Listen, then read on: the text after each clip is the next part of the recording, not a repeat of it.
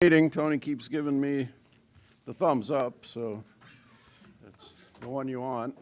So we'll begin our budget hearings. We're going to start with, I'm going to kind of fill you in here. We're going to make a change to our agenda a little bit, our discussion and deliberation, recognizing that, as with any successful organization, that the people that are within it, our employees, are most important.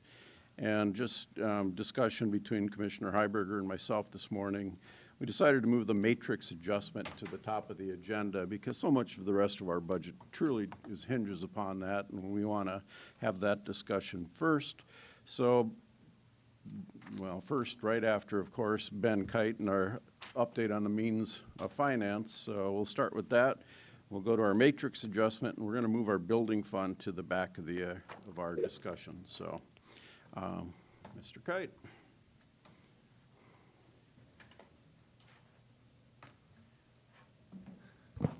Good afternoon, Commissioners.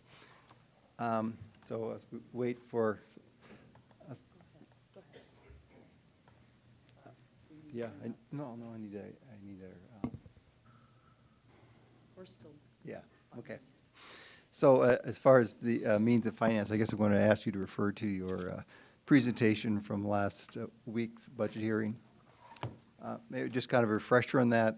So we had a proposed budget in the general fund of $68.9 million in total, less our 5% to hold back on appropriations, so $65.3 million total, against appropriations of $71.7 million, leaving us a cash applied need of $6.4 million. And just with the assumptions that we note that we're leaving the opt-out balance flat to the 2021 amount. We have included in there a 1.5% matrix adjustment, 15% increase to insurance. No new positions included in that number. Equipment requests are included, so vehicles and that sort of thing are included. Some FF&E and software are not included. Outside agencies holding their budgets to 2021 amounts. And also, we assume that we're going to issue another $10 million in bonds to complete the construction of our highway shop and other renovations here on the campus. So that's kind of our means of finance. Ben, remind us, if you don't mind, what is our cash applied as a percentage of the budget? Was it at 8.2 or? No, for 2022, it's 9.8%. And that includes the funding of several one-time items with those cash applied. The FF&E items in particular gets us over a traditional 8%. Okay. So with that, I guess I can turn it over to you if you want to start a discussion on the matrix adjustments. Well, I guess probably as a background, and I haven't discussed this with Carrie, but why we're looking at the matrix adjustment, we have contractual obligations, and don't mean to put, were you ready to talk about this, Carrie? Because we have contractually with our unions a 1.5% for next year within the budget, but as we all are aware, our economy is doing funny things right now, so we might need to look at it a little bit more. So I'll turn it over to you, Carrie. And that alone is a pretty good recap of it. We are contractually obligated to provide 1.5%, and that part is built into the budget. But we're aware that there are other factors that are impacting our ability to both recruit and retain staff. And it's always difficult trying to judge ahead of time this far, or only this far into the year, really what we're going to need to do, really 6 to 7 months out. But all the financial factors that I'm able to gather and have provided to you would indicate that we should probably look at higher than the 1.5. Okay. So based on that, and I know commissioners have had conversations with Carrie and looking at numbers and hopefully have done their own homework. but I'd like to turn it over to the commission for, discussion of maybe ranges that we could look at, so we could feed those numbers to our auditor to see what the impact would be on our budget. So, based on that, Commissioner Bender? I'd be in favor of doing at least a 2% matrix adjustment for next year. Okay. I just think given the market and where we are, how we continue to play catch up, I think it just makes sense. Do we know the numbers of what a half or 1% is to our budget? We do, 1%, additional 1% is 375,000. We'd also looked at a figure of 1.5%, and that comes close to 562,000. So what I'd be proposing is just 187,000 above what's already budgeted. Okay. So there's our start. So any other thoughts or considerations? We know that some of our contemporaries within government have done that, or maybe a little bit more. So we're always trying to stay relevant in the market when it comes to hiring, and that's why we're having this discussion right now. So That's correct. that- We know that the state is providing 2.4% in about a month, effective July 1st. It does look like some of our comparable entities have trended close to that 2.2%. 2.2. The biggest factor, of course, is looking at CPI right now and really seeing that the growth is higher than we've probably seen it for the last few years, and looking at maybe what we would need to do for the upcoming year. Kim or Ben, how long would it take if we were to say, look at two different numbers, say 2 and maybe 2.25%, what that impact would be? How long would it take you to put that together for us? Well, we know approximately what the impact of either of those options are, so we can do it immediately, really. We don't. Commissioner Iberger? Well, I guess I was thinking more than 2%, just because you look at loss of employees and the rehire and the cost that we put into it, we're better off trying to keep the employees we have. And so I'd be more interested in that 2.25 to maybe even 2.5, just because of the expense of losing an employee and rehiring an employee when they're getting harder and harder to find. But I would say that is unfortunately where we're at right now, is that we're on trend for losing, so far in the year, already 20 additional staff, which might not seem like that much until you consider that we're a group of 600 employees. So we're looking at an additional 2% turnover. Again, that seems like a nominal amount, but when you consider the number of them that are correctional officers that we know, we have a difficulty of recruiting and retaining, and have at least a 6 weeks training period, there is some value towards investing up front to try and help encourage retention of those staff. I keep seeing a term used, Siegel Waters. Who are they? Oh, thank you. Siegel Waters is the vendor that we used for our last compensation study. I've had conversations with that group this year for a couple of reasons. First, just to make sure that our annual review of our database and our own salary study that we do in-house every year is done accurately. And the reason it was particularly important to me this year is in recognition of what we're seeing going on in the economic environment. The other thing that they do for us annually is they provide us with data, both regional and national, about what other entities are doing for salary matrix adjustments.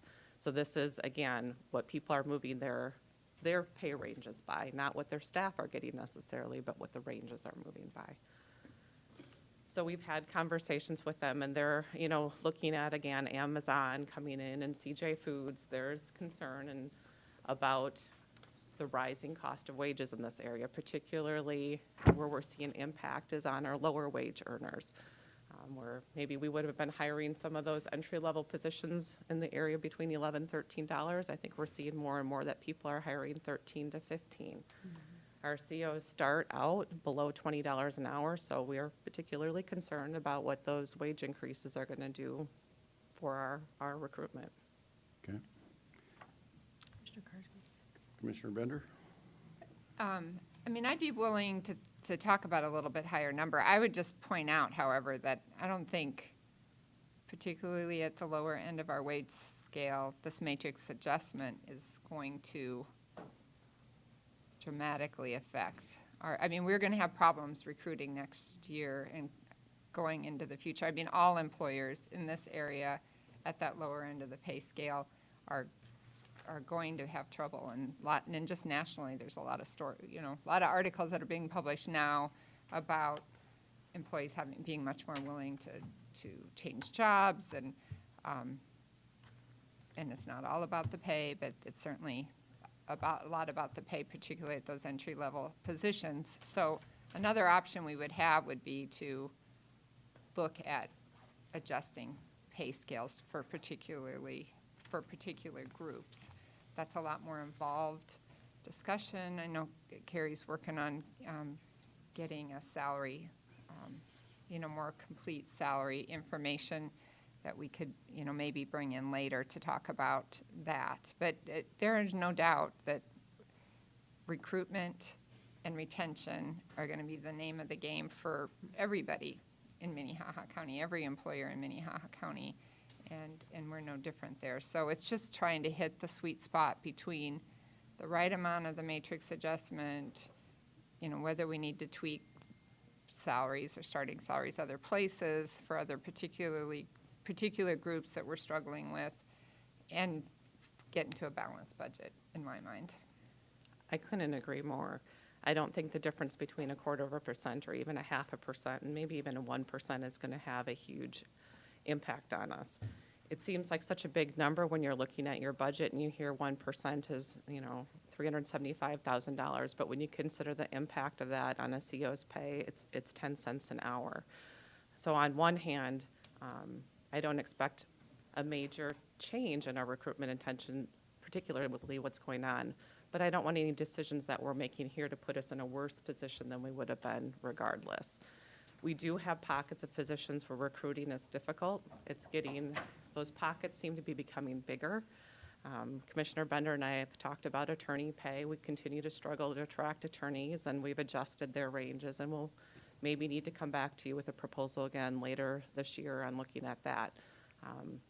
But that's why this is one year I would encourage you to consider the factors carefully when you consider the actual impact to employees is going to be fairly nominal. And again, it's not just about our existing cohort of employees, but it's about recruiting. And, the one statistic you gave us, if you lose 20 extra positions, the impact to the county's $340,000 in lost time and recruitment costs, because it's real money to go out and look for people. And plus, if you're short, everybody else, morale suffers. You have to pick up the slack on each end. So it is an important subject that we not shy away from, and half or a quarter or 1%, it doesn't matter. What we can do is what we can do, and we have to come to the table with it. So looking for our input from the south side of the room here. Is this the left wing? Why is Gerald by me then? No, there are some really big issues here. There are some big issues, and I think, look at how many times this last year we've had to go outside of our pay matrix to find the employee that we wanted for, a skilled position. And at the same time, a percentage increase isn't the only thing we could look at. 2% for Carrie is a lot more than 2% for Jeff. And, so the low-paid people, they might be better off if they got a $500 bonus and Carrie got a $500 bonus than if we just do the solid matrix. And I think that the inflation that we're seeing right now, I believe it is transitory in the sense that the economy is gearing up and individual items are under stress, like steel or whatever. But I think, we should look at the specialty pays that we've, I don't know what the correct word is, but where we've gone outside of the pay matrix we were planning on in order to get the employee that we needed. And at the same time, we need to let our employees know that we value them. I mean, they, for the most part, stayed with us right through this disastrous period. And, I guess I haven't specifically thought too much about the idea of a bonus, but next year there doesn't have to be a bonus, or the year after, that is. So it's not like building the base. It would fall back the next year, but the people in the low end or lower end, and there are some jobs that need to be hired just to start. I think some of our legal folks start out pretty low. But anyway, those are some of my thoughts. I would be happy to go 3.5%, but You got a range now, 2 to 3.5. Okay. Thank you for your comments, Commissioner Barth. I think one of the group of employees that we can't forget about are those that are at the top of their pay scale based on our matrix. And it's a fairly considerable percentage. I know you sent us the email. I was just looking for it, Carrie, but what percentage of our employees are at the current top? Right now, today, it's 15.6%. By the end of the year, it should be 17%. Projecting after that depends a little bit on turnover. You never know, but by the end of 2022, nobody at that top end will have 22% of our staff topped out. If you're on the phone, I'm going to ask that you please mute. We're getting a lot of extra. You are muted. You can mute or unmute yourself by pressing *6. Did it for you. Thank you. Okay. So 17.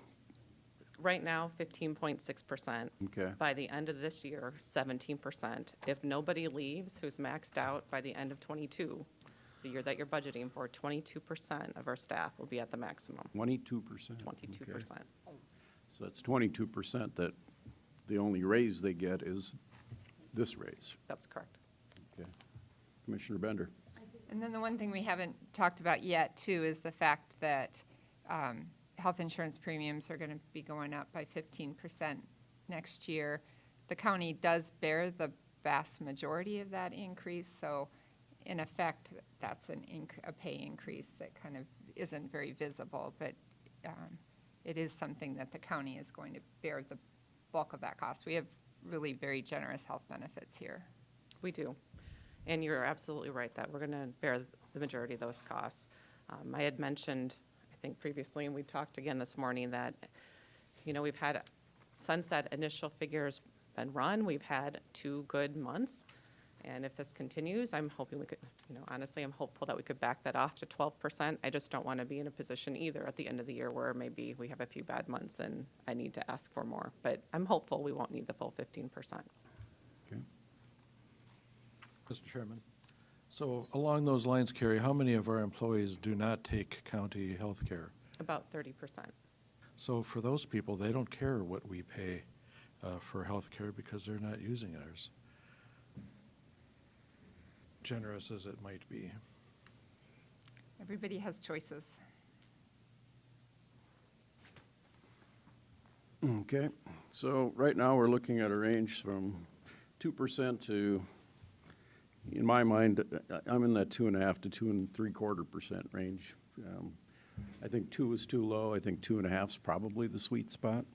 And that'd be what I would advocate for at this point. An extra 1% above what we had originally contractually obligated ourselves to. Mr. Chairman, we're going to be negotiating again next year, right? This is correct, sir. This is correct. So, all righty. One of us hasn't spoken. I'm looking for my notes, and unfortunately, it's in one of 3 places, and one of them is not here right now, so. The host would like you to unmute your microphone. You can press *6 to unmute. I would like to see a consideration of 3 different steps. If I remember right from my notes, that one of the bigger issues that we have is 45% of our staff is in steps 1 through 4. Is that right? Gerald, you are correct. And then there's another group obviously above that, and then the top group. So I would like to, besides the contractual obligation that we have to do what we said we were gonna do, I'd like to step that into 3 different programs, and the bottom group of 1 to 4 steps gets like 2.5%, and this is where my memory goes bad. And then the middle group, maybe 2%, and the top group, 1.5%. I don't know exactly what the dollar amount would be, but I think that's a better way to handle, frankly, where our problem is, which is steps 1 through 4, and trying to keep those individuals or hire individuals. If they've been with us for a while and they're, frankly, in that middle group or top group, that less likely issue of turnover. So that's what I would like to see considered. So steps 1 through 4, what type of? 2.5%, I can't remember, I'm sorry, and I don't have my notes, but the steps from 5 through whatever would be at 2%, and then the top step would be, the top third of that step process would be 1.5, plus the considerations that we continue with our contractual obligation, and I think it would probably average out closer to about a 2% total increase, but again, I don't have those notes in front of me. You're right that, and I'm having a hard time putting my hands on that slide right now, but I believe you're correct that it is about 45% of our staff who are in those first 4 steps, which illustrates the level of turnover that we're having. As far as looking at maybe different increases based on where you're in the matrix, we are contractually obligated to have the pay structure that we do in place. And so if you were to change that, you'd be changing the distance between the steps and compressing really the matrix overall, which would have, again, the contracts prevent us from doing that because the pay matrix is part of those contracts. But it's a good thought, and you might recall from previous conversations with our consultant, when the study was initially done, one of the things they recommended was that we look at how many steps that we have, because part of it is getting them in, but it's also moving them through the range. So maybe something to think about as we look at our matrix maybe next year, or we go into negotiations again. Thought for next year. So I just want to make sure I'm tracking correctly. Commissioner Benninga's suggestion would probably compress that pay from between those scales, which That's would exactly be it. problematic. If right now the way our pay matrix is established is it has 16 steps and they're all equidistance of 2.5% apart. If we had an open range where there weren't these prescribed points, we'd have a little bit more flexibility to look at that. But with the prescribed points on the plan, the impact, if we were to do that, would be removing those step points, and we would have to have an open range. So, okay. Okay.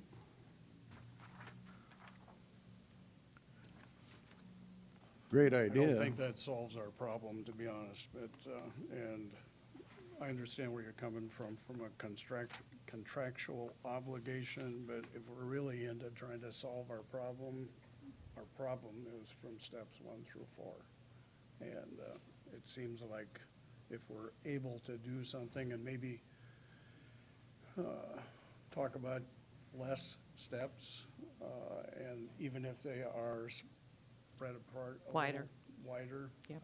that's something that needs to be considered in the future. Nope, I agree. And I think we ran some of those figures the last time we looked at this, and because of the number of people who are on the bottom half, those wider steps become a little bit more expensive because people are moving faster. Right. But I would go back to this point too. I mean, we always give you the cost of the step increase, but turnover itself impacts really what that is on your bottom line. That's part of where you get your salary savings, is because we lose a number of people and they come in at a lower rate of pay. So you're not actually seeing that impact to the budget. Doesn't help you right now, of course, but.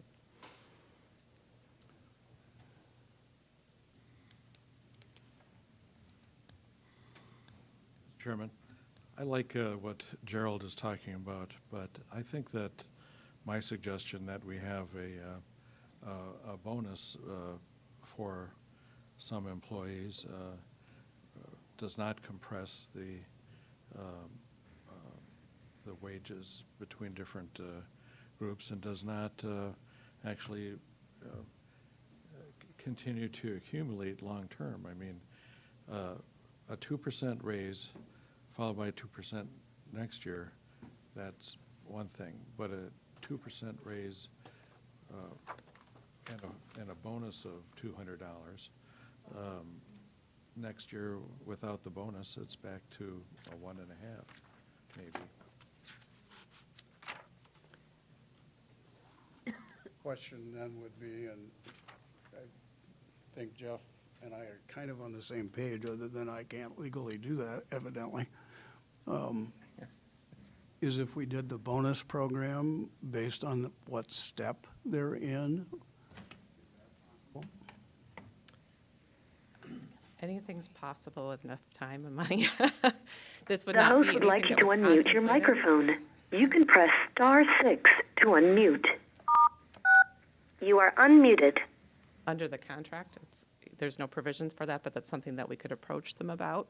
A bonus is certainly something you could consider. There's always those logistic issues of who gets it, how long do you have to be employed before you get it, how long do you have to be after? I mean, and those are things that are easily solved. We can find a plan for that. The benefit in my mind of looking at more of a matrix adjustment, and what I really hear you talking about is maybe a 0.5% difference, maybe even 0.25%. Again, the impact on that on an hourly wage is not so significant that it's going to be a case, in my opinion, where you're going to find yourself next year over market. I think more likely what we're trying to do is keep up with market. So, if you look at just a bonus structure and you lose that in your hourly wage, then what are you looking at the next year? Now, if we're talking about the difference of a bigger percentage, that might be a different thing. Or if you had funds for that, it would be a different thing. But I think there's real value in putting that in an hourly wage, where when we're recruiting and we advertise our hourly wage, we look more competitive. I'm liking personally a lot of what I hear, just because moving forward in contract negotiations next year and looking at a different matrix, to me, some of this stuff is, in my mind, antiquated, but as a small business employer, I kind of can control the wages in my office the way I need to. I'm not running directly as we are here. How many employees? 400 and 600. 600 employees. I missed a few.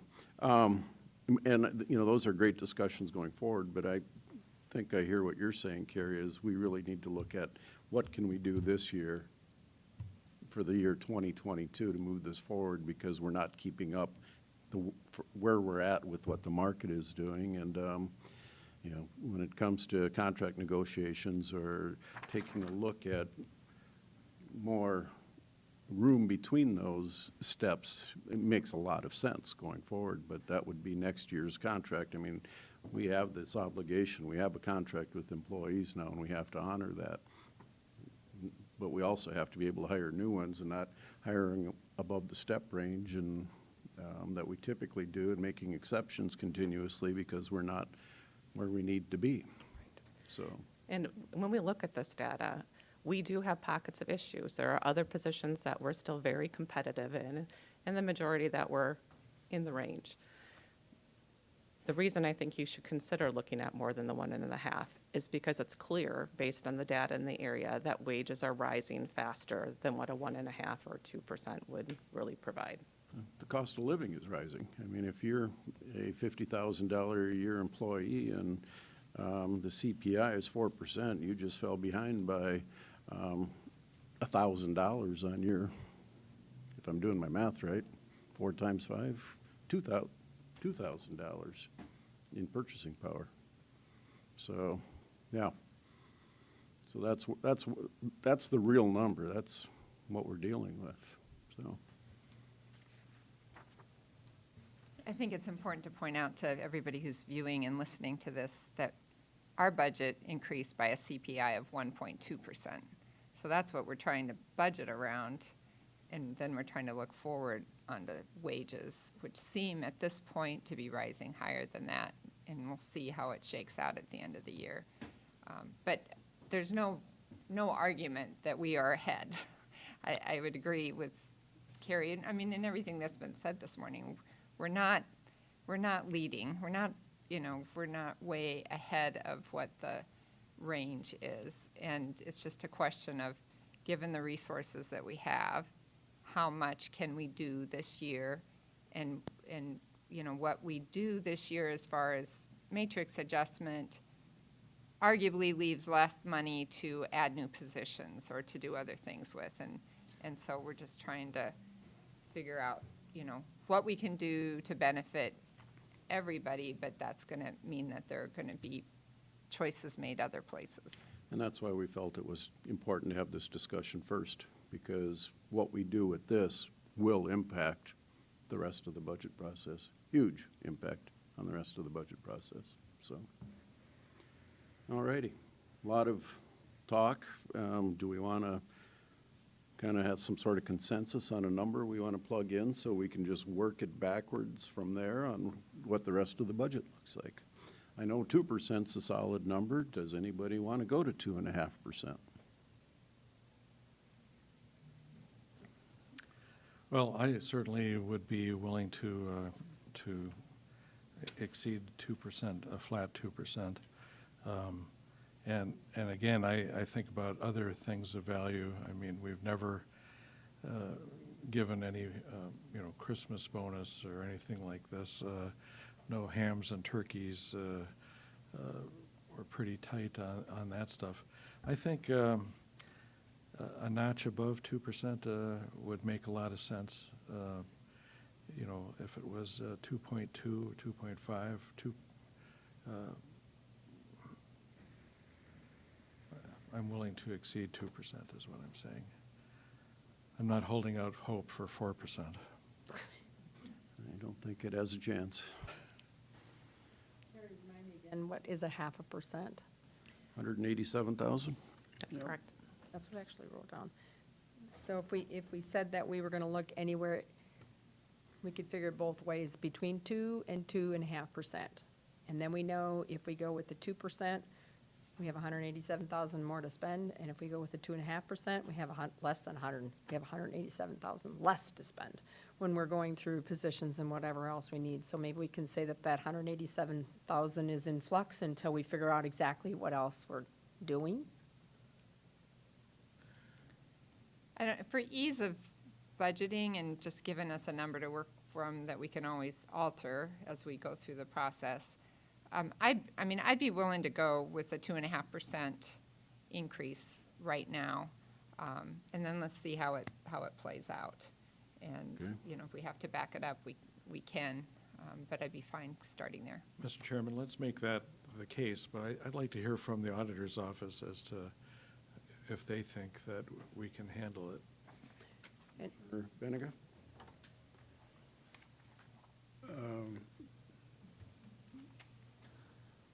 What does the 22% turnover have for a negative effect on the payroll? I mean, it's a positive effect, but how much was our payroll reduced with that turnover when we bring someone in at the lower step increase? Do we know that? I apologize, I don't have that off the top of my head, no. You're wondering, over the course of the year, how much of our salary savings that we've had each year is from the step coming down? And I don't know, I mean, I'm going back to Sue Rouse days where she would tell you it would be about the cost of the step increase itself, but I don't have the actual number. You can try and get that. Instead of just picking a number out of the air, I think we can get closer if we knew what that was, because we also know that the 316,000 for health insurance is about 1%, according to what I read here. A little less, yeah. Item number 9 in the budget, frequently asked questions. The rate increase should be about $636,000 of your budget. So any additional, or 1%, if we come off of that, should be a savings of about $42,400. Okay. We can try and get you some sort of figure in the realm. unless you have a better sense, no. I don't have that number. When we just look at one projection to the next, or you've always got the impact of the period of time the positions remain vacant too, so. Right. It's not, there's not a straightforward way to get to just that change that's relative to the difference in pay grade.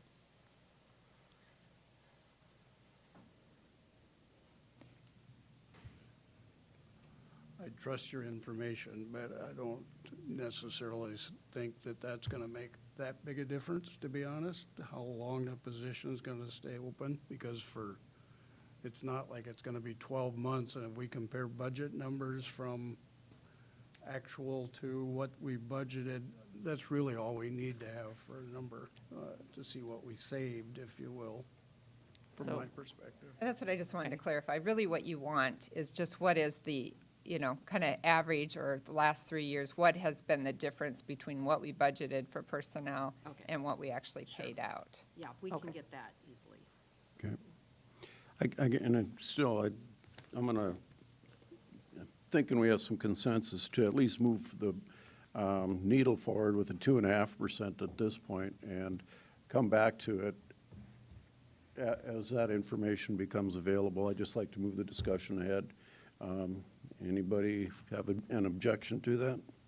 Just to comment, I just don't want it to go through wildfire through the whole county that we're giving a 2.5% increase until we have come to the final budget. That's what we're going through right now, but it could change, so.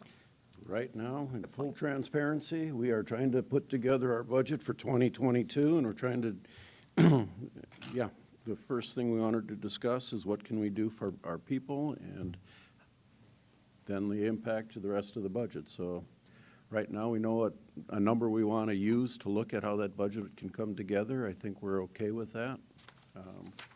And it'll be maybe adjusted as we move on through the rest of this process. So that being said, we have our staffing requests to move on to. Mr. Chairman. Curious, do you want to go? From the auditor? Do we want to hear from the auditor, is my question. On the impact, do we have those, are you able to Guys plug wanna say that in? anything? Well, I can state that we typically run, our actual payroll runs at about 3% below budget. So on a $35 million payroll, that's about $1 million. So it's one step, 3%. Approximately, yes. Yep. And So we've we're- been pretty consistent with that. Over the years? So we're no longer making assumptions on what the cost is going to be. We have a pretty accurate record of what historically it is, so we can use that number to start with anyhow. Correct?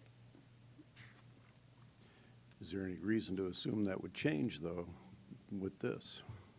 You can assume that it's going to change next year, and you can assume that it's going to change the year after that, and you're going to assume forever. We- We just need to move forward. We're going to make a budget. Yeah. Okay, so did I Thank you. leave anything on the table there?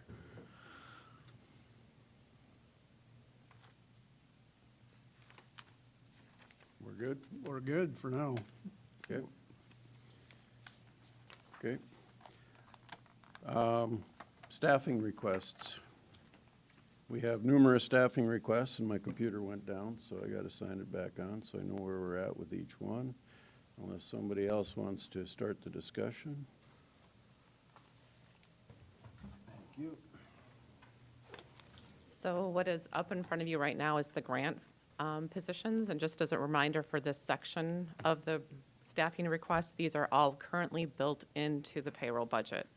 So they're already factored in. The top section, the cost is completely covered by the grant. In the light blue section below, then only the $60,061 is the additional cost.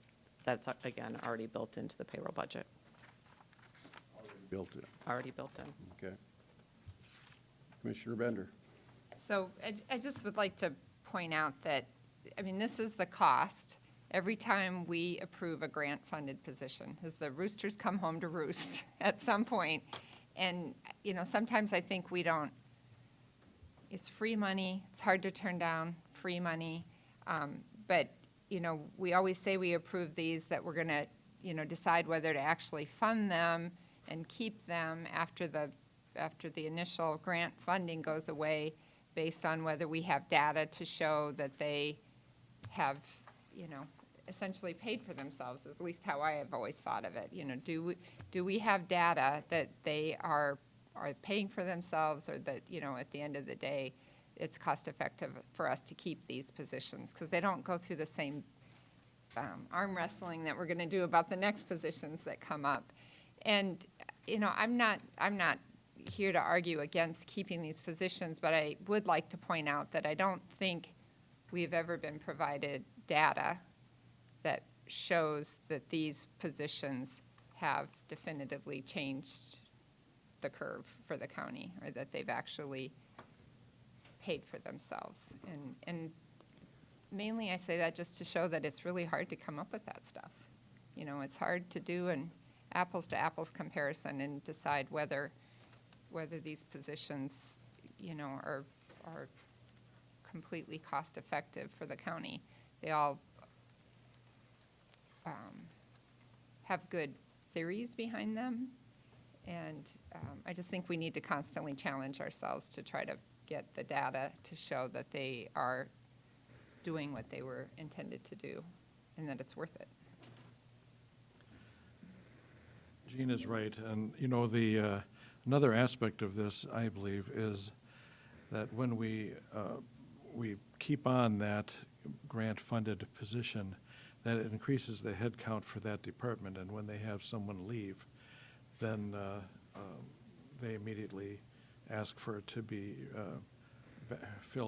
backfilled.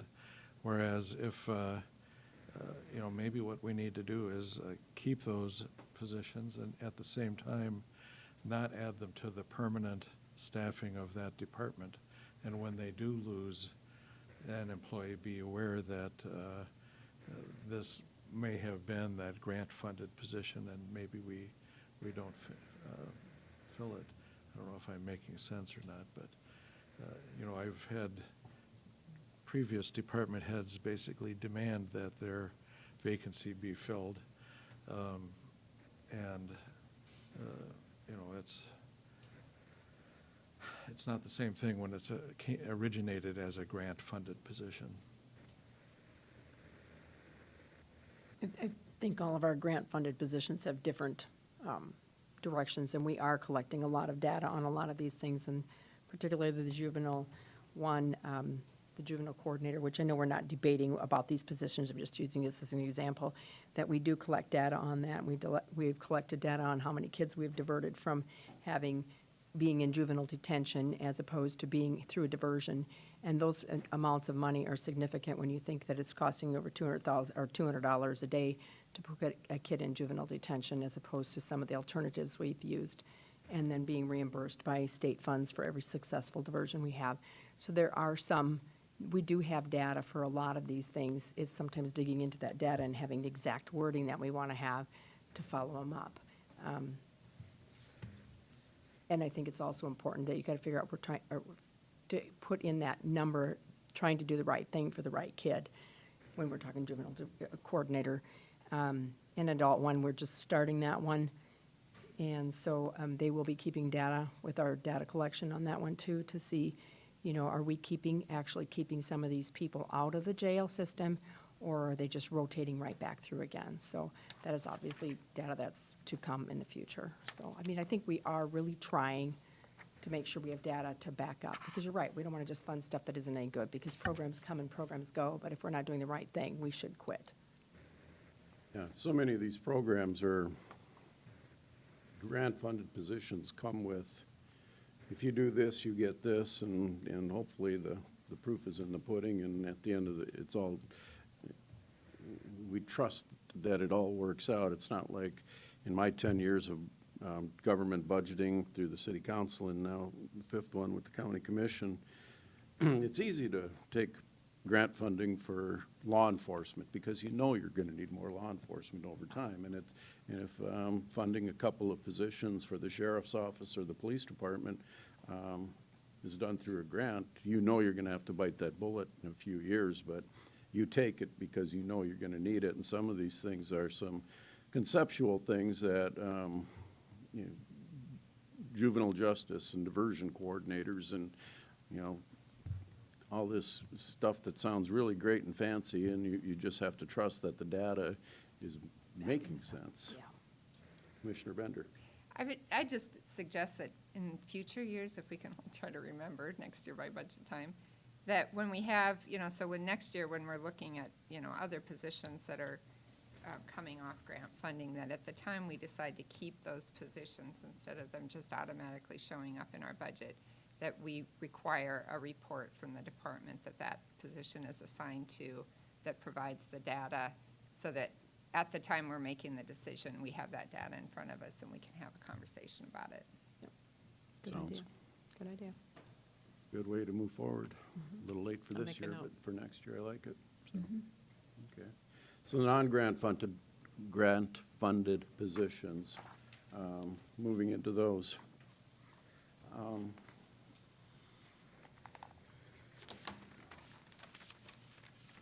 Start with equalization, and I'm looking for the Commissioner Bender. Before we start this, I'm just curious if we, I mean, in the past, we've a little bit had a target where we're going with our cash applied and, you know, how many positions we think we can get. And I apologize because I wasn't here last week. I did visit with the auditor's office before I left, spent a couple hours going through this. But I'm curious if we have in mind a target of where we're trying to get. How much money do we have to spend? That's what I'm trying to figure out. Do we know?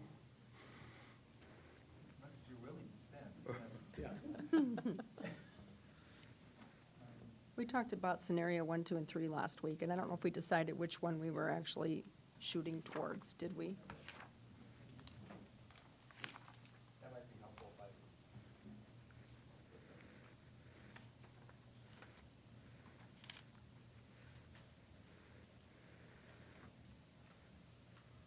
You know, I would suggest that if we're looking at a $375,000 matrix adjustment, and we're looking at Yeah, that one. $765,000 in staffing requests, that we probably, one is gonna balance the other one out.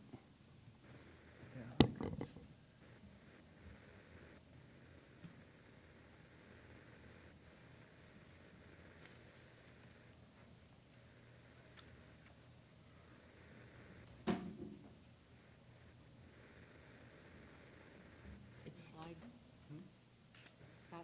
29. Yeah, trying to advance, I'm just not, oh, there we go.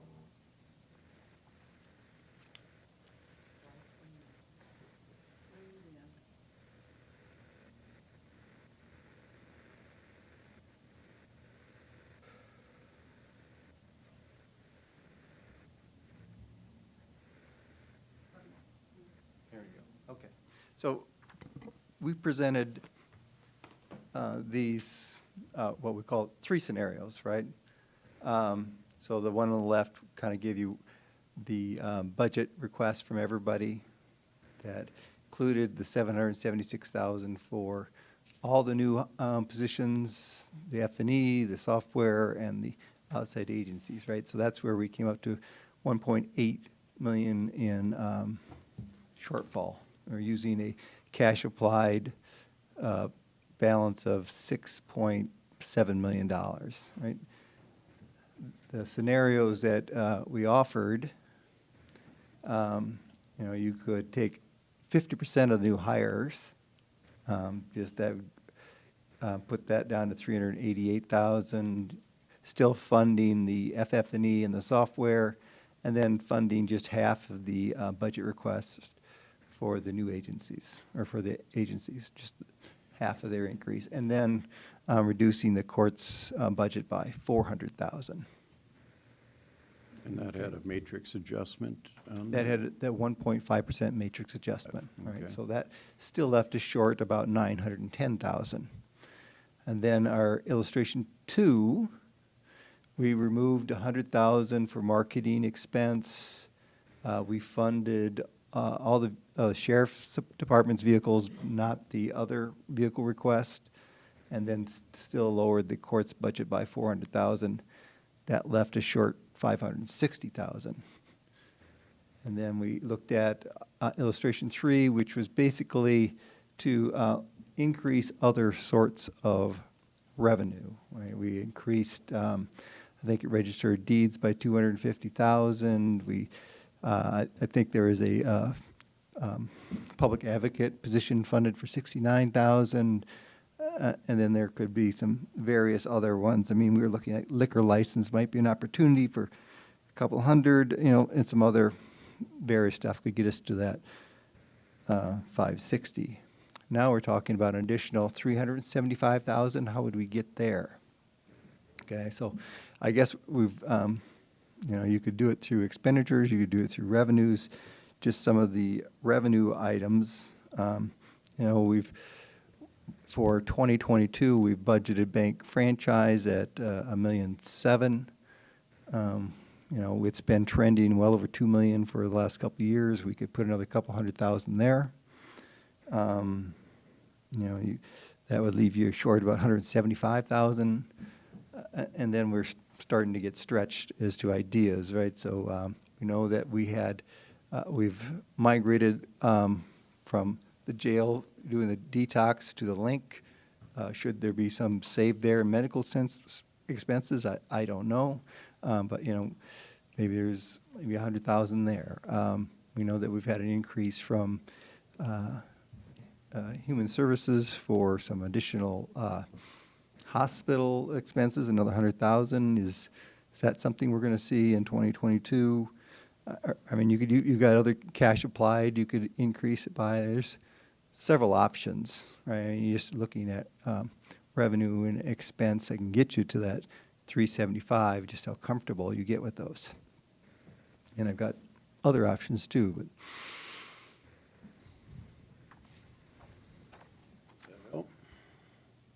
So I'm going to ask a question, not to put you on the spot, but just to clarify my thinking.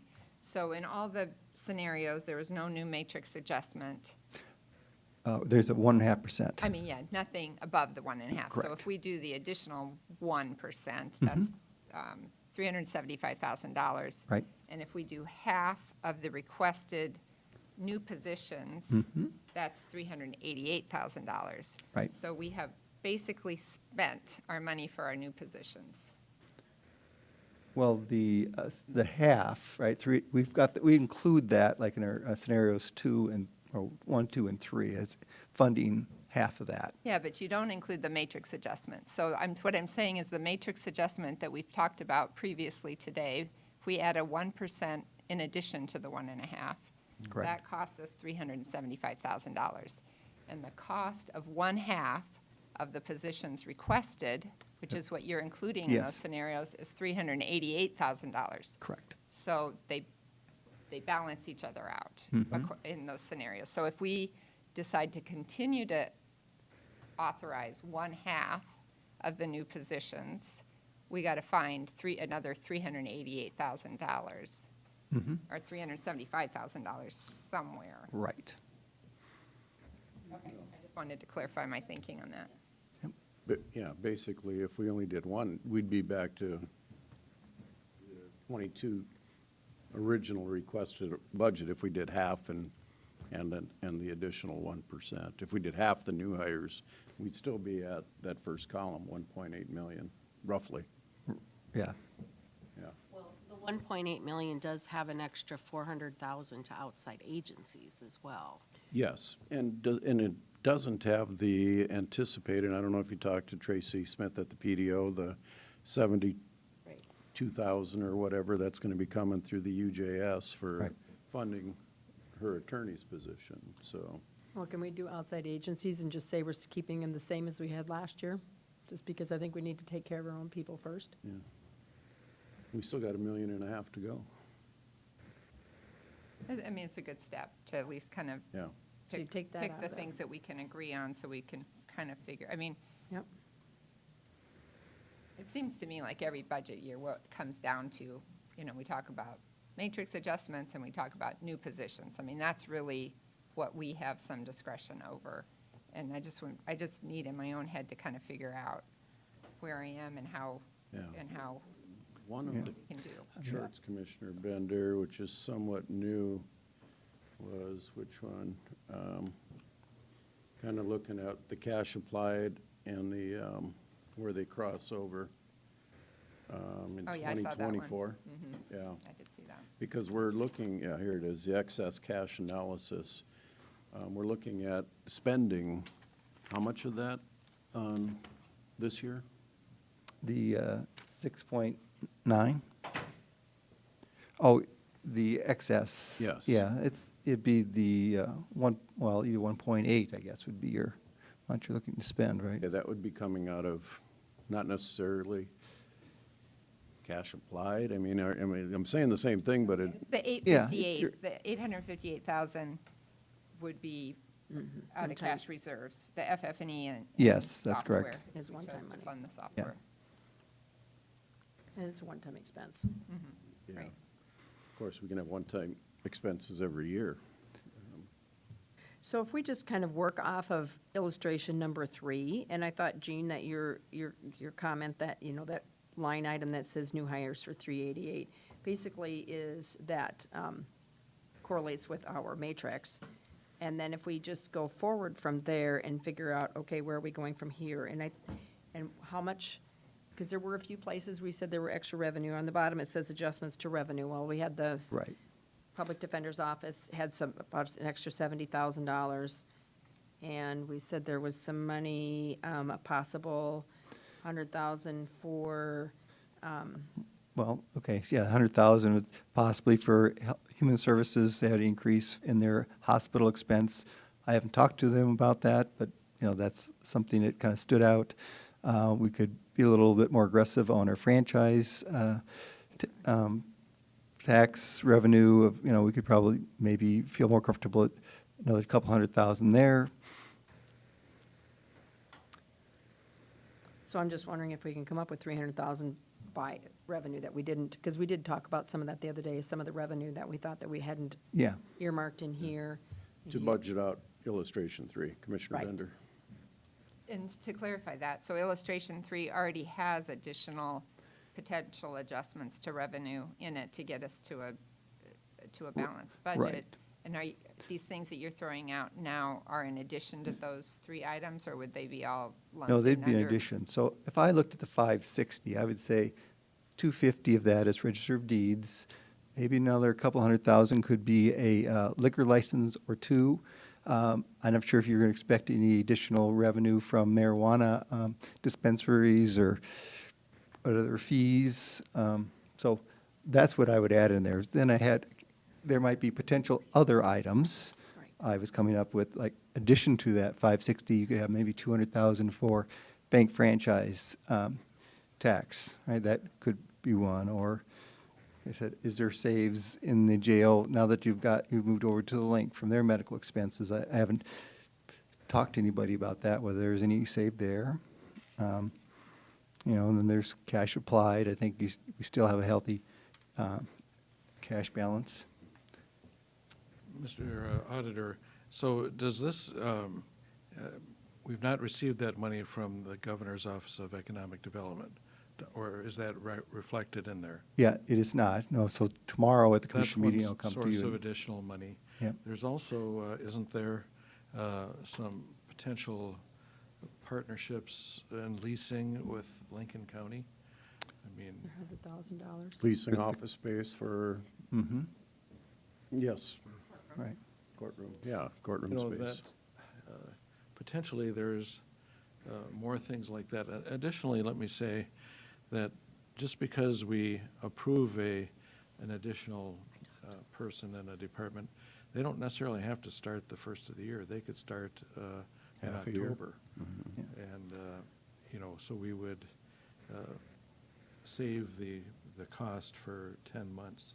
And I would say that in our public defender's office, that's historically been the case, because they have to wait for the graduating class of attorneys to become eligible and take the bar exam, so Yeah. usually we are several months.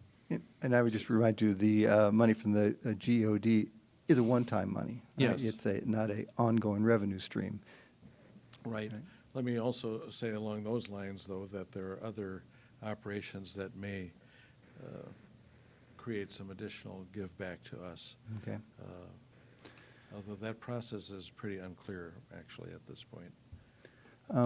I'll bring up another option that we discussed within our own staff today that just consider.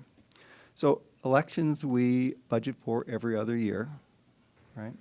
And for 2022, our budget for just for the election, the increase is about $700,000. You could look at that as maybe something more of a one-time expense that could possibly be funded out of your excess cash every other year, maybe 50% of that. And we do build, excess cash every year, and we have this process where every other year you're going like this for your election budget, and that kind of helps smooth it out. I think that's worthy of consideration, in this case. So that's about $350,000 you could look at funding just your election budget For next year. Yeah. So I think that's a rational way to look at funding your election expenses.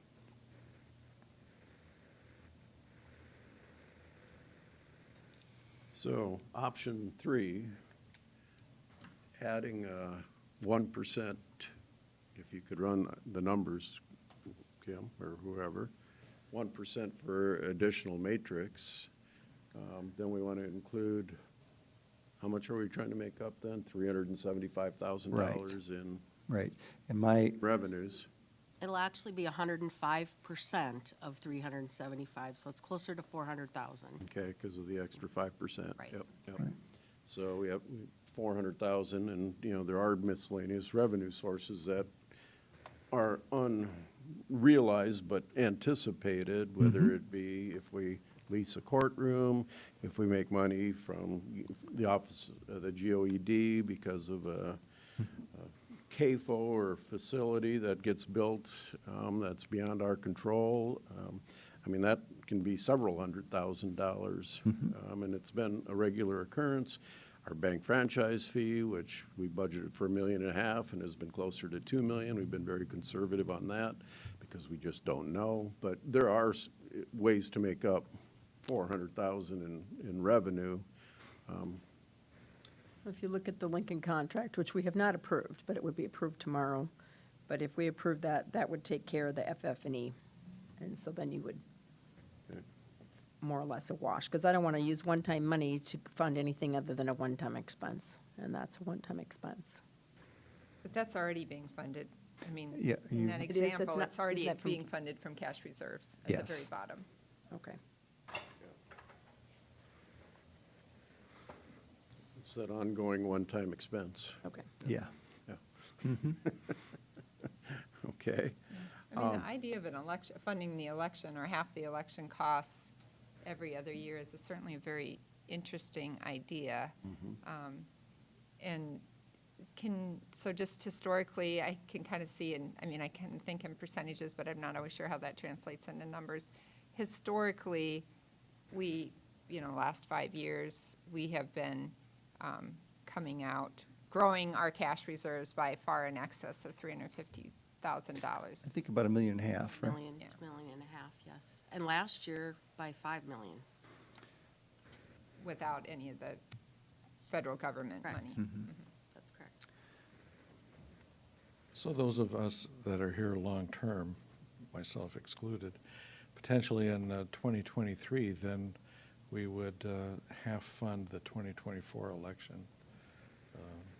Because I don't think we want to, we have to fund the 2022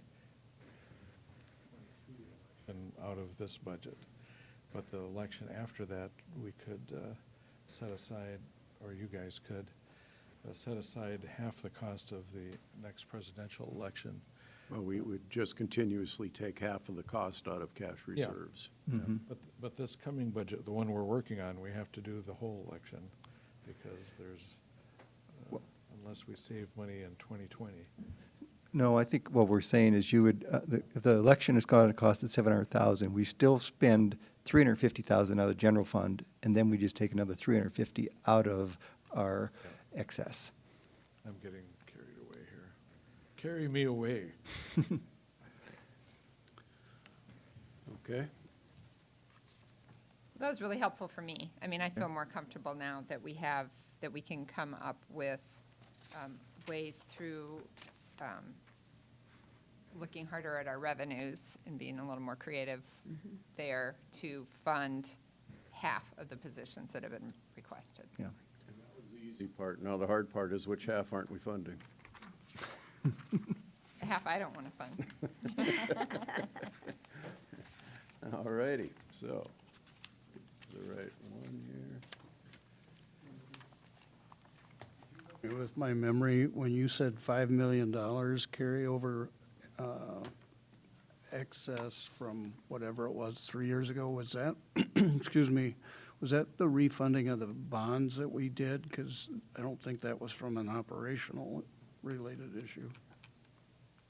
Did I miss? I think it, Again, from 3 You years said that the ago. growth was $5 million in cash applied balance. Just, No, in cash reserves. Oh, okay. From 2020 to 2021, we increased our cash reserves by 5 Okay. million. No, I didn't hear you right. Or you didn't? The SAO software doesn't get carried over to that illustration 3 either, did it? no, but it doesn't, but we would still pay for that out of cash reserve, so it wouldn't have any impact on the budget necessarily. Okay, because it's the one time. Yes. So, just to kind of maybe move this conversation forward, it's one of the questions. Discussion came up of the SAO software may have an impact greater than 250,000, but we don't know what that will be until we have these meetings with the public defender, the public advocate, and everybody else involved. So instead of giving that money, all right, or one thought is, and I like the idea, is putting the money into the IT department to, as a placeholder for that software until we actually know where the full and true cost may be to the entire budget. So, Commissioner Arberger? We talked a little bit about the group getting together and finding out what's missing and, how can you marry these two together to make the best possible? And is it makes more sense to hire somebody or have our own staff do it or have additional people help us build the best possible? But we won't know that until we dig into it. And so just to have a placeholder of some money that we could figure out how to make it work. So it was just kind of a 10,000-foot level discussion as far as, no, we don't want to just throw 250,000 at something that we don't know that it's going to work for everybody at this point, and an extra maybe $50,000 going forward every year. That's a lot of money to budget for when we figure we may be able to come up with our own solution that checks all the boxes and is more efficient use of our money. Does that say about what we talked about? Yeah, I didn't want to drag you into this conversation without Yeah. your permission, but yes, I mean, we're, thanks to Daniel and, in trying to reach out to all the people involved until we have these discussions, and I think you agreed to be on part of that working group and the public defender and the public advocate. So until everybody can come to the table and make sure that this solution is an equitable one, or not equitable, but one that works for everyone, that we have it as a placeholder in case it's going to be a little more, a little less, depending on what the outcome of that discussion is. Right, right. Commissioner Bender. And I would just, as long as we're going to talk about that topic, I mean, I think that there has been a lot of conversations in the background, and we are trying to, move that forward. I just happen to be the liaison for both IT and the state's attorney's office.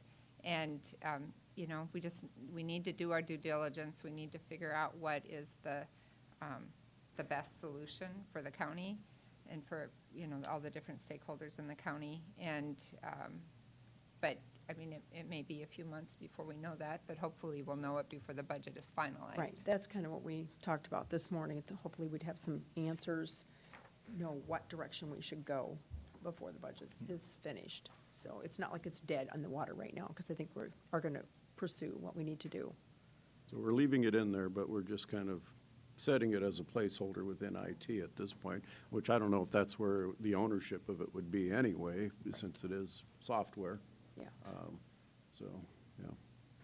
I think, you know, with our funding it through excess or cash reserves, that gives you a lot more flexibility. It doesn't really impact how much we need to levy or anything, so. Okay. Okay. Scratch that one off the list. Going back to the hard discussion. I would just throw out something, I just threw it out, this is for employees. And I would just throw out what I just scribbled down right now, and that is that we talked about funding half of those positions. And and there's 4 different people that have requested people. And so if we gave one to equalization, we gave the public defender a total amount of $72,000 because they're going to be reimbursed by UJS. Yep. And then they could use some of those additional funds to maybe hire a part-time caseworker. With those additional funds, the state's attorney's office give him a lump sum and say, you know, you can do what you want, whether he wants an assistant in a legal office or he wants a state's attorney. And then the treasurer would get one because we still have a car to buy for one of those people, I think. So I'm just, that comes up to $223,939. So that's just to start conversation. So then I'd be willing to listen to anybody else because I'm not married to it. And I'll go right back to you, Commissioner Bender, but the public defender, you know, like I said, like the discussion has been, we're expecting to be reimbursed by that one attorney. And the caseworker, we had the conversation at the last Public Defenders Advisory Board meeting, instead of adding a full-time employee to maybe fund it for a contract, like we do with others, and maybe put in 20 or 25,000 so that we don't add an FTE, but we have a contract for that work that needs to be done that is more binding than what we have an open agreement right now with, I think, Alliance or whoever it's with.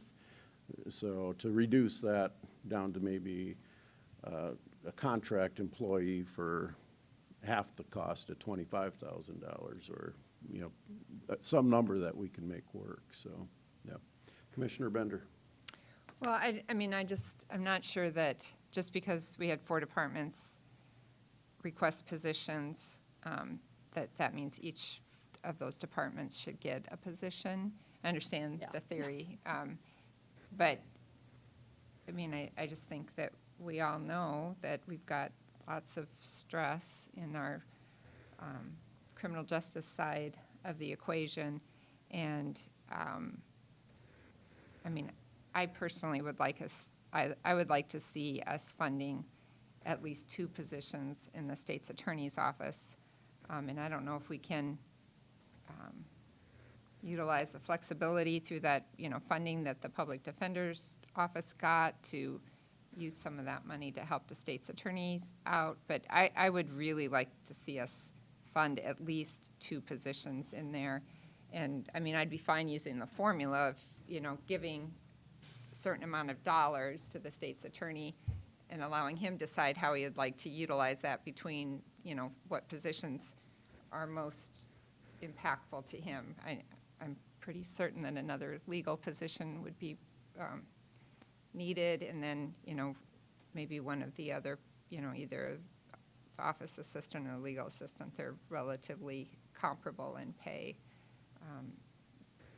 If you added another one to his position, it still would keep us under $300,000. So it's still under where we were kind of thinking we were, at least I thought where we were thinking we were going. So even if you put 2 state's attorneys, it would be less than $300,000. But 2 attorneys we're looking at, or 3 attorneys we're looking at 292, but we're looking at the full, out of the full 700,000, 400 of it going to the state's attorney's office. So your idea, Commissioner Bender, of saying you have so much money to work with, where do you want to put it? Is that? Well, I mean, I was thinking that, you know, we could authorize an attorney position and then, you know, provide essentially the 56,588, which is the total, or the, 60,781, somewhere in there, and allow him to decide which of those two positions he'd rather fund, So, the admin assistant or the legal office assistant. I'm going to also correct my math. look at the total costs. Yep, sorry. I wonder if the state's attorney would care to comment on Commissioner Bender's plan, if that would be. I just He's want, not going to be happy with my plan. He would like all of his positions. if you could, more time, I don't think I caught it, Commissioner Bender. How many attorneys were you talking? One attorney and one admin or legal office assistant position. Okay.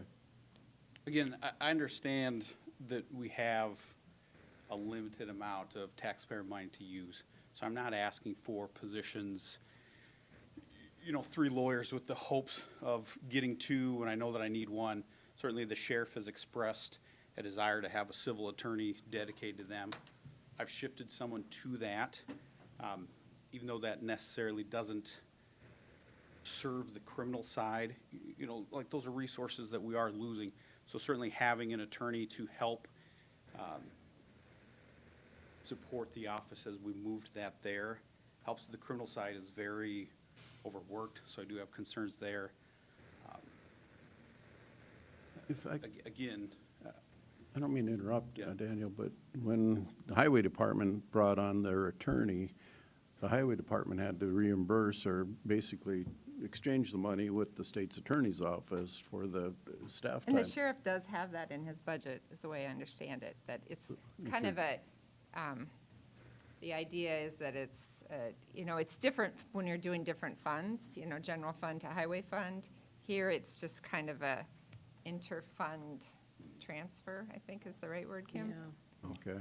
You're right, we do show, in the budget, we included a salary reimbursement to, the credit going to the state's attorney and the charge being over in the sheriff's office. Mr. Chairman, my memory is that 24/7 monies can only be used on 24/7.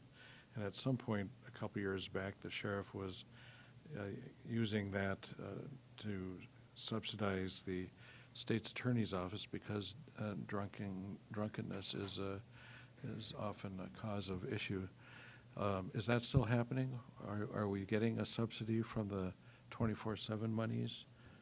Oh, Joe says yes. 50%. Okay, 50%. So in my mind, even though it's an intra-agency and the bottom line doesn't change, it does impact your budget, so that, if you're being reimbursed by the sheriff's office, that we should be able to look at that position. You're, in a sense, losing a position by doing that. maybe not losing a position, right? It's still serving the county. Yes. I think that the sheriff and I have a good understanding that if there's some free time, that we can use that in other areas that's not solely Okay. sheriff's office, Okay. right? I do think that as we're building new jails, there are issues that are coming up, and I anticipate that lawyer is going to be working some extra hours at night, so I think that growth is there, that it justifies that shift. But I also look at the criminal side of my office and say, we have needs there as well.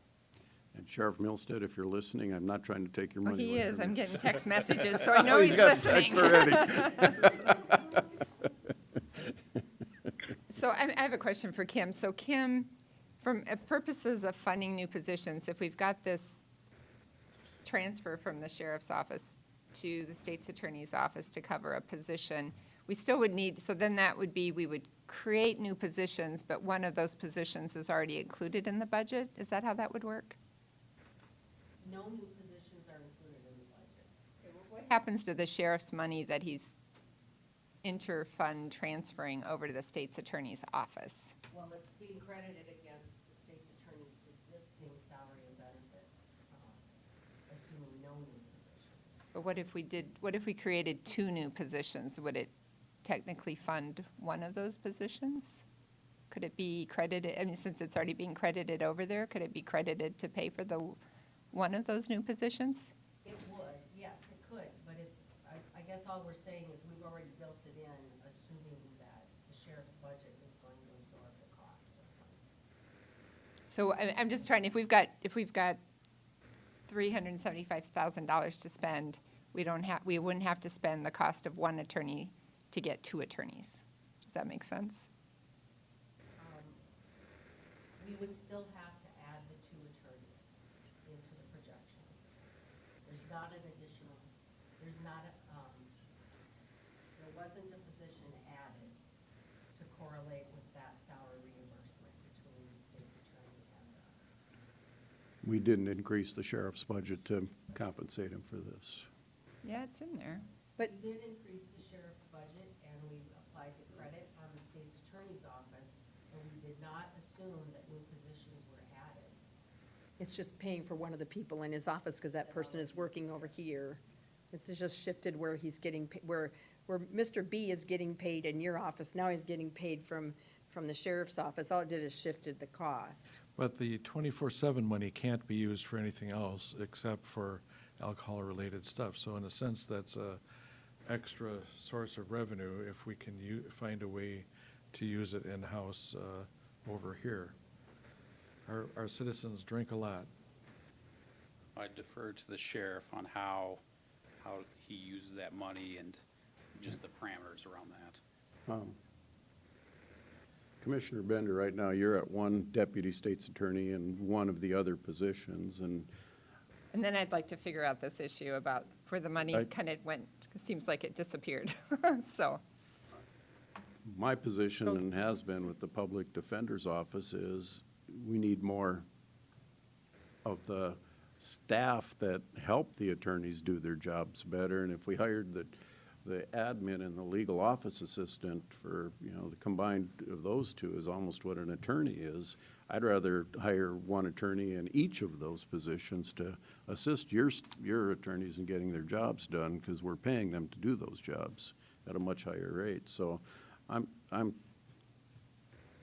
2/3 of where you're at, but I'd like to see that extra admin person included in there, because I think our attorneys are doing too much admin work and not enough attorney work. If I may. Yes, sir. I do think that a functioning public defender's office, public advocate's office, state's attorney's office, that benefits our county. So I'm not, while we're all trying to get that same piece of the pie, I want those offices functioning well and effective. That benefits us, because then we don't have the habeas cases, with an increased effectiveness on those allegations.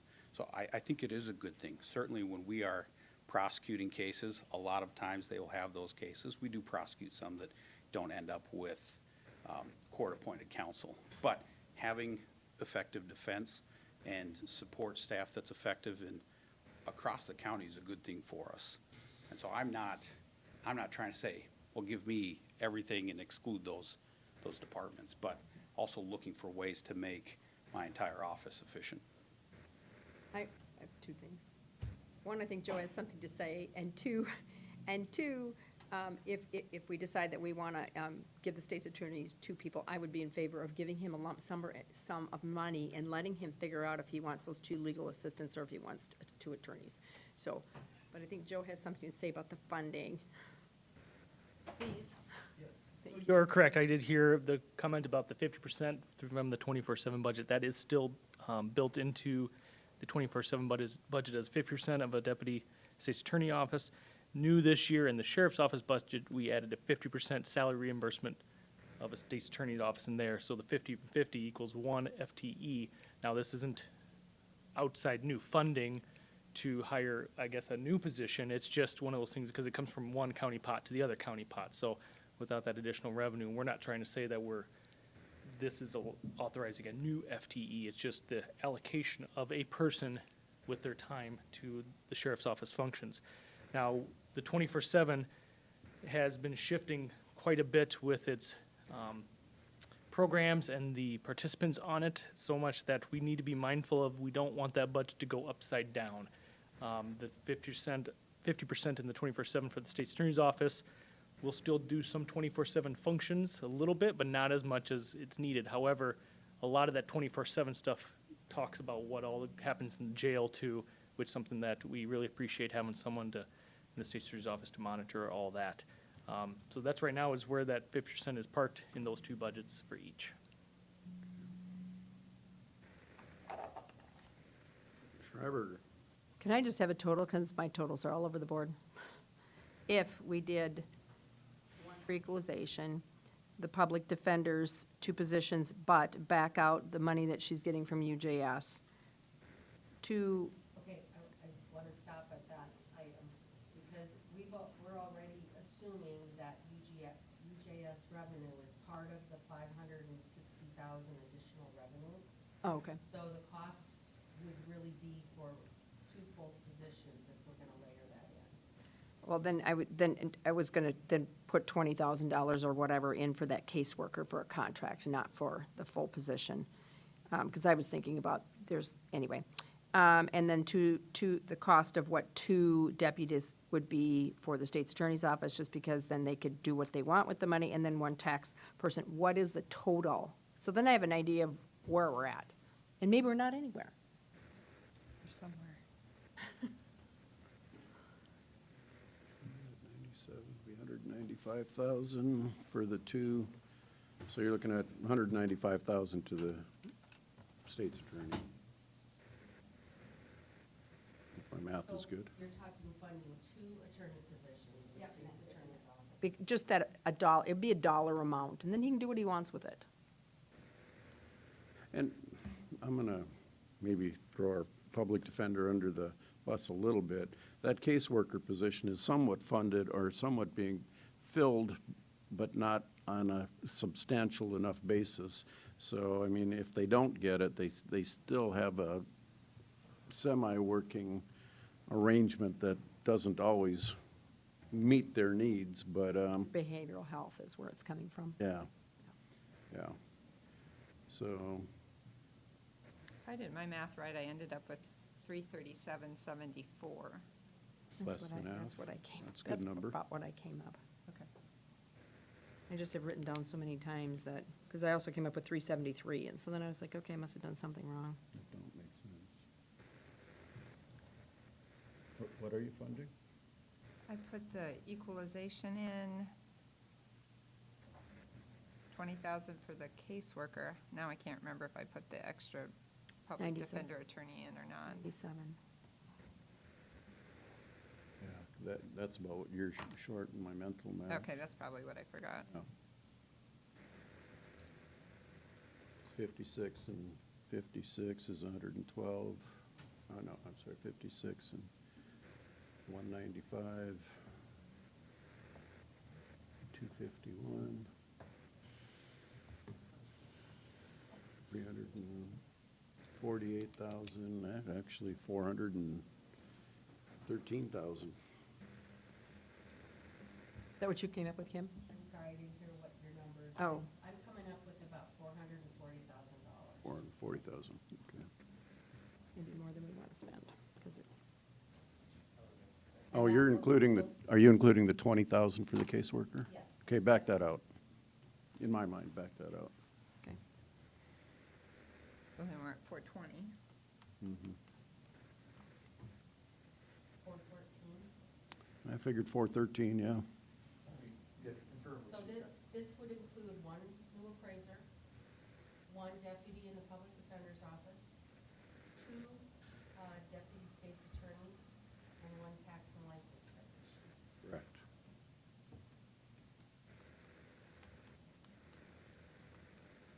And how the state's attorney uses that 195,000 if he wants to hire 2 attorneys, or if he wants to hire an attorney and a legal office assistant, would be up to him. Carol, always welcome your comments. Good morning, Commissioner. I've been silent, haven't I? So is that 414, 566?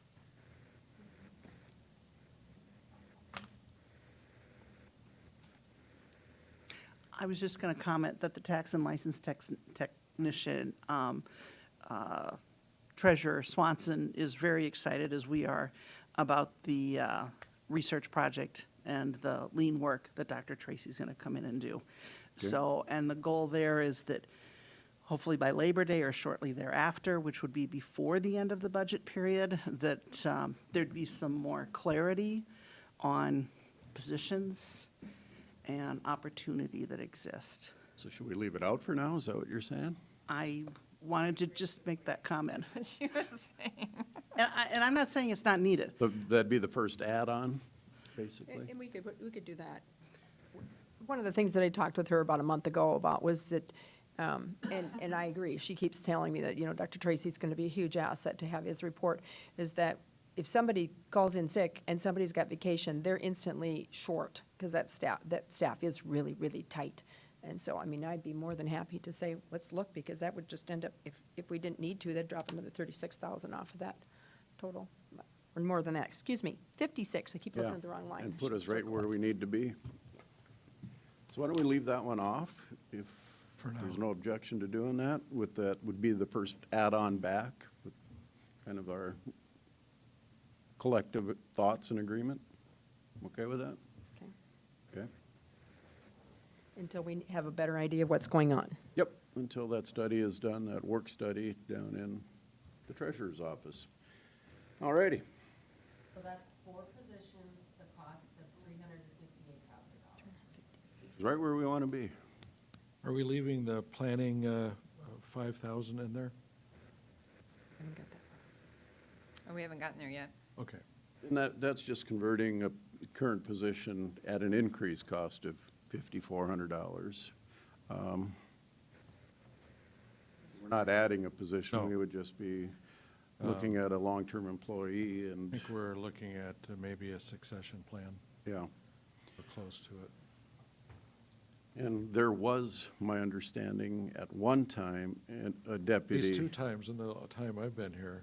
Okay, so it's been there, it's gone, it's been there, it's gone, and Yeah. now we're looking at adding it back for the 3rd time. Okay. Commissioner Bender? I would just question whether we really need an assistant in that small of a department. Be my concern about that. Okay. I'm going to jump on her bandwagon, although I could go either way. I think Kevin's really showed himself to be a good assistant, but the other thing is we don't even have an assistant in the HR department, which I didn't even think about until it was pointed out to me today. So, and that's about the same, well, it's actually a larger office than planning is. Planning is three people and our administrative assistant or secretary. I don't know what you call her. I don't want to undervalue what she does. Okay. Commissioner Benega, thoughts on the converting a planner to an assistant director? I don't have a problem with that. Okay, and I really don't either. I mean, and I hate to make the adjustment because of one employee, but at the same time, we might have to make the adjustment because of one employee, so. We're not looking at a huge budget impact, $5,396. Commissioner Barth?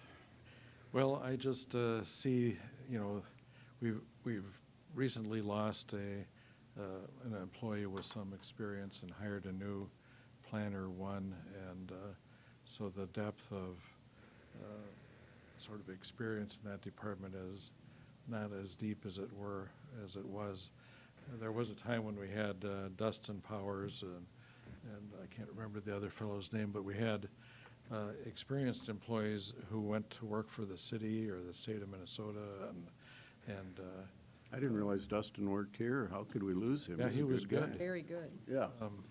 Okay. Carrie? For what it's worth, I'd just add that a lot of these discussions might start touching on confidential personnel situations, planning for future, performance-related issues, and maybe these are some things that we could discuss further before Okay. final budget. Thank you. Okay.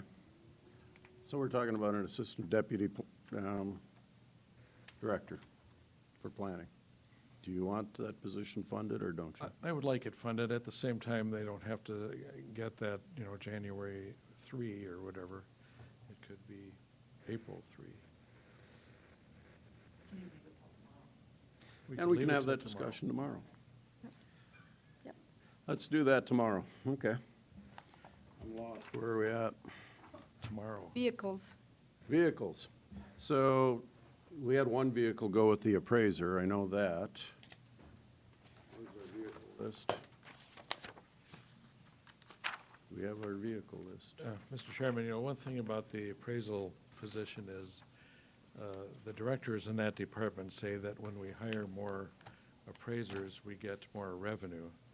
But I don't know that I've ever seen that proven. And, when I go to shopping with my friends who play golf, you go to a golf store and they'll say, this driver will cut 2 strokes off of your score, and this putter will cut, 1 stroke off your score. Well, if you bought all the best clubs, you'd have a score of 0. And that clearly isn't what happens. And I wonder about the additional revenue that having more appraisers bring in. Well, I guess my thought as the county grows and the number of properties that have to be accounted for and reassessed and appraised, I mean, that's just an obvious, We have technologies. We've got satellite pictures, airplane pictures. And We've they've got been digital using it. images, et cetera. And, technology also steps forward in these things. Amen. I will remind you, there are 2 vehicles that have requested, because I think plannings might have rusted through the floor. Is that the correct one? I'm trying to remember what plannings is in worse shape than equalization doesn't have one. Planning's got holes in the floor of their vehicle. So, I mean, we need to make decisions about 2 vehicles, not just one. It's on slide 2 of the, well, at least when last time I looked, on the preliminary budget other Yes. requests presentation. And, Oh, yep. Oh, it was there. do you remember what part of the documents the description of the vehicles is in? That's what I was wondering. So we're looking at, and our preliminary, or our option, our third option, did that include funding for any vehicles or just the state? Just the sheriff. So we are looking at a need of about $46,000. $48,000, okay. Oh, yeah, 25 and 23, 48, yeah, good math, okay. So we're looking at $48,000 in vehicle funding. One vehicle that is not functioning. Okay, discussion? I personally think we have to fund them all, and we just got to find the money for the 48,000 we're down. It's hard to hire an employee and not give them a vehicle when their job depends on a vehicle, but I know they're real busy at times and not, so. Other comments?